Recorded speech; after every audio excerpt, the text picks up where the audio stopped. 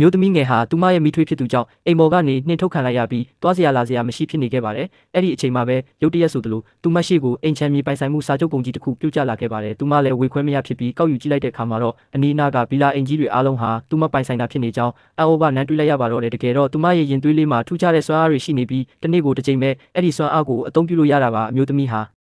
သူမချမ်းသာတော့မယ်ဆိုပြီးအရန်ကိုဝမ်းသာသွားခဲ့ပါတယ်။ဒါပေမဲ့ဗီလာအင်ကြီးရဲ့တကားကိုဖွင့်ကြည့်လိုက်တဲ့အခါမှာတော့အိမ်ထဲမှာဘာပရိဘောကမှမရှိပဲဟာလာဟင်းလင်းဖြစ်နေတာကိုတွေ့လိုက်ရပါတယ်။သူမရဲ့လက်ထဲမှာလည်းပရိဘောကဝယ်ဖို့မပြောနဲ့စားဖို့တောက်ဖို့တောင်မလောက်ငှတဲ့ငွေ$9ပဲကျန်ပါတော့တယ်။အဲ့ဒီအချိန်မှာပဲကားတစ်စီးဖြတ်မောင်းသွားပါတယ်။ရုတ်တရက်ဆိုသလိုကလေးငယ်လေးကသူမရဲ့စိတ်ထဲကနေတဆင့်ကားထဲကလူကိုမသွားဖို့လှမ်းပြောလိုက်ပါတယ်။ထိုလူဟာလည်းကလေးအော်တန်ကြားလိုက်ရတယ်လို့ခံစားရတာကြောင့်ချက်ချင်း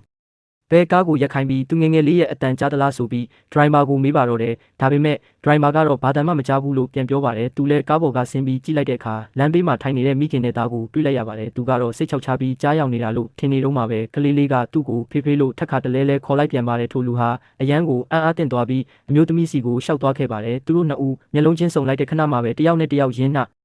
ဒီနေတယ်လို့ခံစားလိုက်ရပါတယ်တကယ်တော့လွန်ခဲ့တဲ့တစ်နှစ်ခန့်ကသူတို့နှစ်ဦးဟာထူးခြားဆန်းပြတဲ့ညတညကိုအတူတူဖြတ်တန်းခဲ့ဘူးကြတာပါအမျိုးသမီးကသူ့စီကနေစားစရာဝယ်ဖို့ငွေအချို့ချေးပေးနိုင်မလားလို့မေးခဲ့ပါတယ်သူမရဲ့အိတ်ထဲကအိမ်ပိုင်ဆိုင်မှုစာချုပ်တွေကိုထုတ်ပြပြီးလက်ရှိမှာငွေသားမရှိသေးကြောင်းနဲ့အိမ်တွေကိုငှားရမ်းပြီးရင်ပြန်ဆက်ပါမယ်လို့ပြောခဲ့ပါတယ်ဒါပေမဲ့ထိုလူကတော့သူမကိုလူလိမ်လို့ထင်ပြီးချက်ချင်းပဲညှင်းဆိုလိုက်ပါတယ်အဲ့ဒီနောက်မှာတော့သူဟာကလေးငယ်ရဲ့ရုပ်သွင်ပြင်ဟာသူနဲ့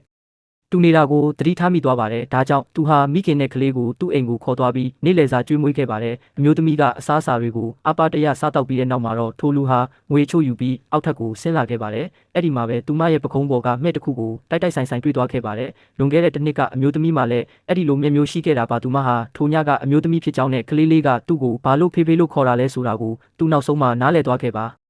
သူကသူမကိုလက်ထပ်ဖို့ကမ်းလှမ်းခဲ့ပေမဲ့သူမကတော့ညှင်းဆိုခဲ့ပါတယ်လက်ရှိမှာအိမ်အောင်ပြုတ်ဖို့အစီအစဉ်မရှိသေးကြောင်းနဲ့သူမမှာအိမ်တွေအများကြီးရှိနေပြီမို့ကလေးကိုသူမဘာသာကောင်းမွန်စွာကျွေးမွေးဆောင်ရှောက်နိုင်ကြောင်းပြောပြခဲ့ပါတယ်ထိုလူကလည်းသူမရဲ့ဆုံးဖြတ်ချက်ကိုလေးစားစွာနဲ့ပဲအကယ်၍စိတ်ပြောင်းသွားရင်ကျွန်တော်စီကိုအချိန်မရွေးလာခဲ့ပါလို့ပြောခဲ့ပါတယ်နောက်တစ်နေ့မနက်မှာတော့သူမဟာဖုန်းထဲကိုဝင်လာတဲ့စာတိုလေးကြောင့်နိုးလာခဲ့ပါတယ်သူမရဲ့အိမ်အချို့ငှားထွက်သွားပြီဖြစ်လို့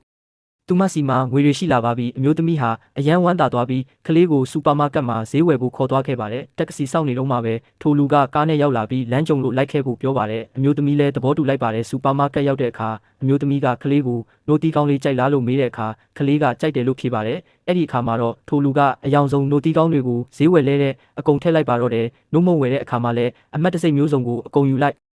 ဒါကြောင့်အမျိုးသမီးမှာအံ့ဩမြင်သက်ပြီးကြံရစ်ခဲ့ပါတော့တယ်